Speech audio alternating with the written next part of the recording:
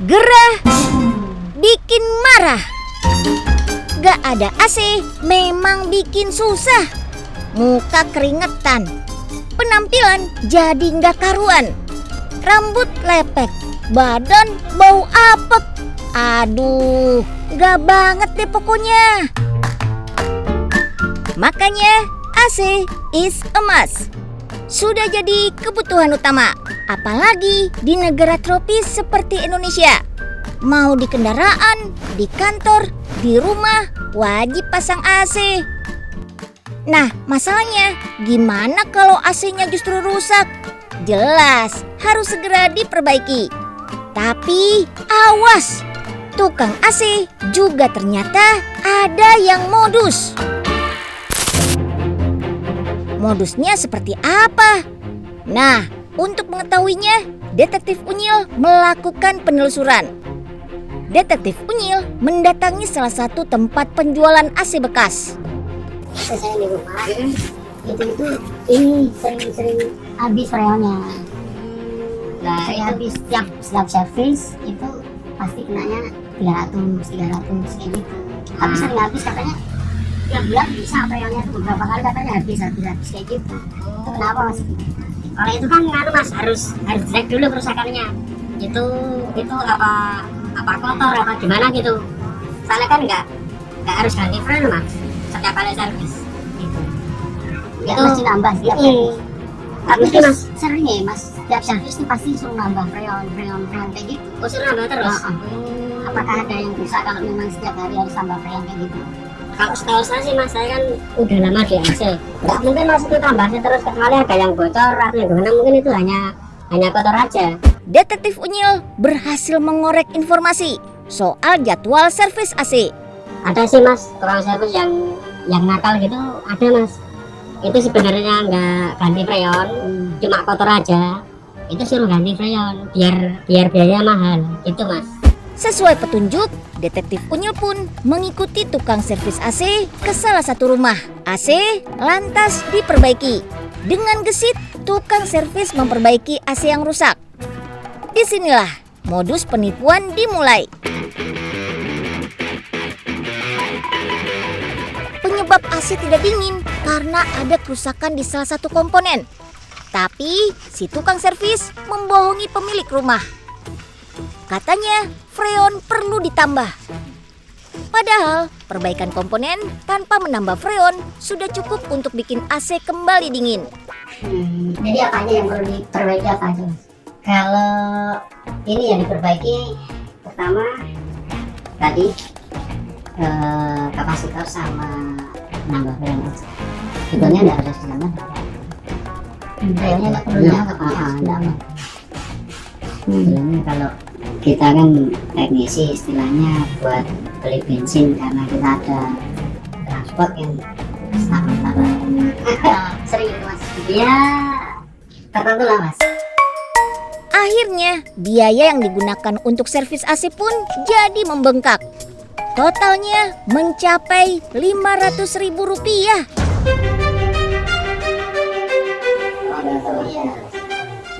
Iya. Habisnya berapa udah semuanya? Habisnya 500.000 Kak. 5.000? Iya. Aduh, mahal juga ya. Padahal kalau hanya menambal saluran yang bocor saja, biayanya nggak sampai Rp50.000. Modus penipuan freon dan spare part AC ini rupanya sudah cukup umum di kalangan tukang servis. Yang namanya freon sebetulnya nggak gampang habis. Apalagi kalau AC yang rusak segera diperbaiki. Jika AC rusak, sesegera mungkin harus diperbaiki. Dan jangan dinyalakan saat AC terlihat rusak. Supaya kebocoran freon yang lebih banyak bisa dihindari. Selain itu, ada juga nih tips penggunaan AC biar hemat. Pertama, jangan langsung turunkan suhu AC ketika dinyalakan. Biarkan 3-5 menit. Kedua, jangan pilih mode auto pada remote AC. Lebih baik pilih mode cool. Ketiga, pilih suhu di atas 22 derajat Celcius. Supaya kinerja mesin AC tidak terlalu berat. Pengen tahu lebih dalam soal AC? Kita terbang ke pabrik AC terbesar di Tiongkok. Di pabrik ini, pekerjaan berat yang berkaitan dengan komponen AC dikerjakan robot. Sementara perakitan yang butuh ketelitian dikerjakan secara manual. AC yang biasa digunakan di rumah sering disebut AC split. Apa maksudnya? Artinya, AC terdiri dari dua bagian indoor dan bagian outdoor. Lalu, apa aja komponen penting di dalam AC?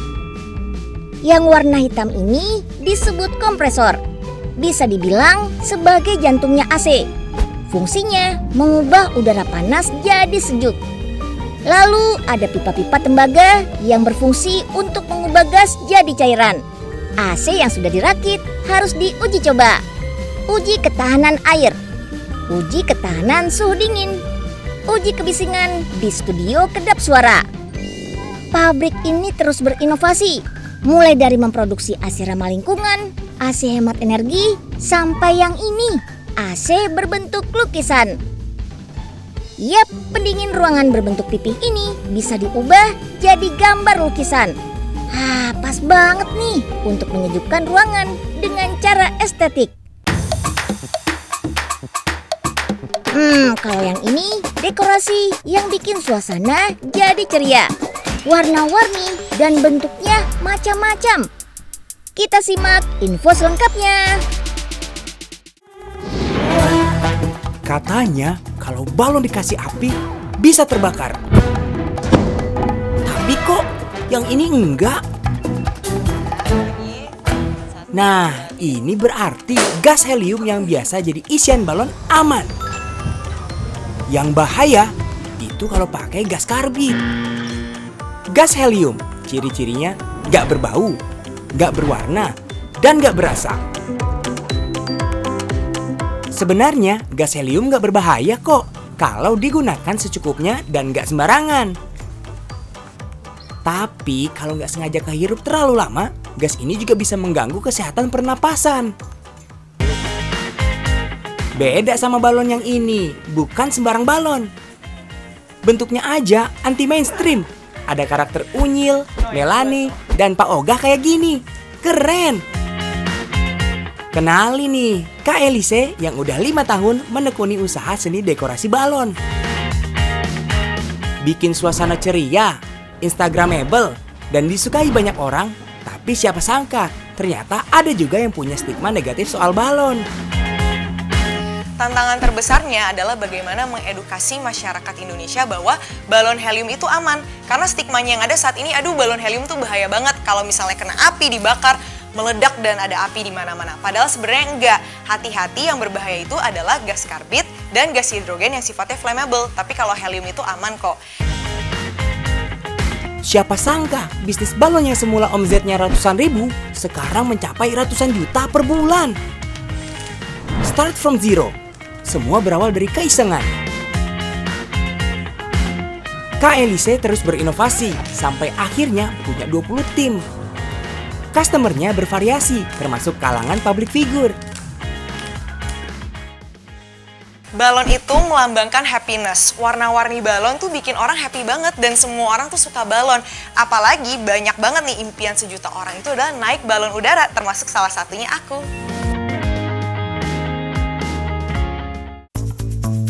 Berdasarkan bahannya, jenis balon paling familiar terbuat dari lateks.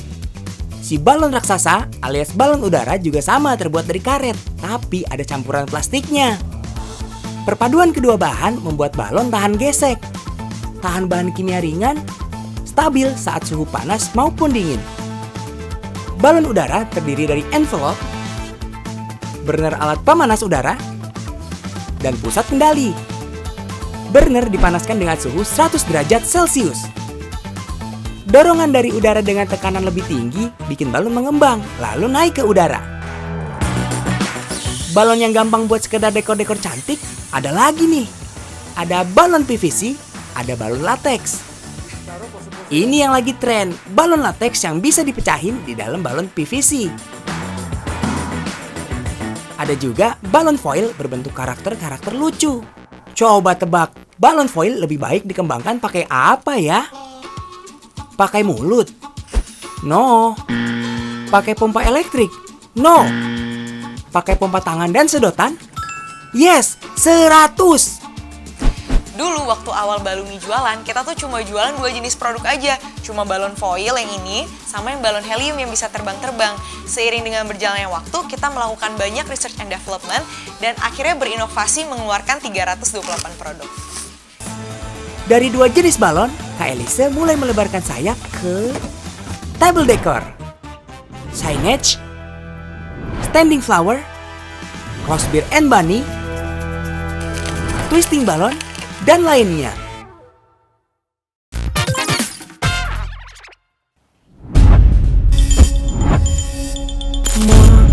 Makan kembang?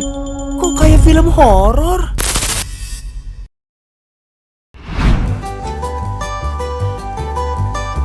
Eits, jangan salah. Itu memang edible flower, alias jenis bunga yang aman untuk dikonsumsi.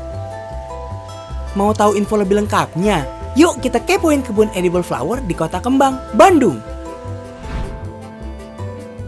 Kenalin nih, Ratu Edible Flower dari Bandung, Kak Eva Lasti Apriani Madarona. Jadi awal mula Eva memulai budidaya edible flowers ini sebenarnya tadinya kan Eva di hidroponik ya. Nah coba tuh banyak teman-teman, Eva cobain dong kalau bunga di hidroponik itu seperti apa. Nah cuma kalau Eva pribadi kan Eva tuh sebenarnya mikir bunga tuh untuk apa sih kalau untuk dilihat doang. Nah makanya akhirnya Eva coba cari bunga apa yang punya fungsi lebih. Ketemulah dengan ini edible flowers, bunga-bunga yang bisa dimakan. Ini yang bikin edible flower milik Kak Eva beda.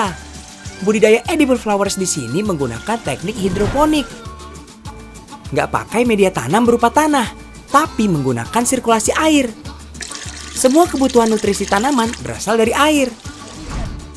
Beberapa jenis bunga emang udah akrab buat dimakan, misalnya bunga kecombrang atau bunga pepaya.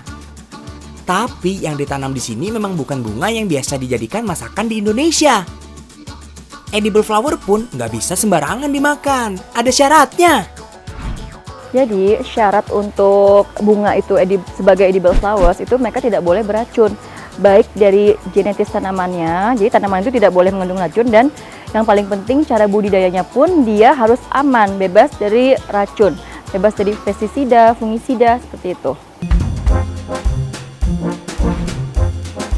Jenis edible flower di sini diantaranya ada viola, dianthus, desi, pansy, dan salvia blue. Dalam sehari, Kak Eva bisa panen hingga 2000 kuntum bunga. Yap, edible flower dijualnya per kuntum, bukan per gram. Satu kuntum bunga harganya mulai dari 1.500 hingga 5.000 rupiah. Omsetnya bisa sampai puluhan juta per bulan. Wih, mantep! Biasanya waktu panen dilakukan pada pagi hari, mulai jam 5:30 sampai jam 7 pagi. Jadi kalau untuk panen itu biasanya kita memang di pagi hari, karena kan ketika pagi hari ini kondisi bunga itu sedang sangat segar semuanya, jadi masih bagus. Jadi kalau sudah agak siang biasanya mereka mulai layu. Oke, langsung kita cobain yuk. Rasa bunga bisa jadi beda-beda loh tiap orang. Enzim pada liur tiap orang berbeda, sehingga dapat mempengaruhi cita rasa bunga. Misalnya nih, ada yang merasakan pahit kalau makan bunga violin. Tapi ada juga yang merasakan rasa pedas. Berhasil membudidaya edible flower, ternyata Kak Eva nggak punya latar belakang pendidikan pertanian. Pendidikannya malah sastra Arab. Nggak nyambung kan? Saking gemarnya bercocok tanam, Kak Eva belajar budidaya tanaman ini secara otodidak. Istimewanya lagi, Kak Eva nggak pelit ilmu. Pengetahuannya soal edible flower sering dibagi ke masyarakat. Mudah dilakukan, banyak manfaat, dan pastinya mendatangkan cuan. Nih Sobat Unyil, ada tips dari Kak Eva bagaimana cara merawat tanaman edible flower yang baik. Jadi kalau untuk merawat edible flowers ini, kita tuh harus memang cek tiap hari. Kita cek tanamannya satu persatu, kalau ada daun-daun yang kering, daun-daun yang layu itu harus kita buang. Kalau ada bunga-bunga yang layu pun itu harus kita petik, karena bunga-bunga yang layu ini kalau nggak kita petik kan mereka tuh berproses menjadi biji, nah itu ngabisin energi tanamannya itu sendiri, jadi akan cepat mati tanamannya. Bunga yang sudah dipanen biasanya langsung disortir dan dikemas untuk dikirim ke konsumen. Pengemasannya nggak boleh sembarangan supaya bunga tetap segar. Kemasan Mika harus diberi alas tisu basah. Baru deh bunga diletakkan di atasnya. Tutup rapat. Beri ice gel. Siap deh dikirim. Edible flower hasil panen Kak Eva juga diolah menjadi beberapa produk. Mulai dari Oshibana atau fresh dried flowers. Bunga kering kayak gini lebih tahan lama dan bisa diolah lagi jadi bahan makanan atau minuman. Bikinnya pakai alat bernama microfloor, alat press yang terdiri dari beberapa lapisan. Ada busa, tisu, dan kain. Letakkan tisu di atas alas microfloor, lalu busa, dan kain. Letakkan bunga satu persatu di atas kain. Tutup lagi dengan kain, busa, dan terakhir tisu. Tutup dengan microfloor sambil direkatkan ke 4 sisinya. Habis itu, tinggal dimasukkan ke dalam microwave. Butuh waktu berulang kali untuk pengeringan di dalam microwave ini. Kalau bunga segar dijual per kuntum, bunga kering dijual per kemasan. Satu bungkus Oshibana berisi sekitar 15-25 bunga, harganya Rp50.000. Pemasaran produk edible flower sudah ke beberapa daerah di Indonesia. Bahkan produk Oshibananya sudah sampai ke Singapura loh. Emang ada ya manfaatnya buat kesehatan? Ada dong. Edible flower punya banyak nutrisi. Di antaranya vitamin, serat, dan kaya antioksidan. Beberapa jenis bunga sering dipadukan dengan rempah-rempah untuk dijadikan minuman kesehatan. Versi jadulnya sih wedang atau jamu. Versi kerennya ini dia, Artisanti. Artisanti adalah kreasi mengolah teh yang dicampur bersama bahan-bahan lain. Utamanya sih untuk mengedepankan unsur estetik. Teh yang biasa kita minum bakal dibuat jadi lebih menarik.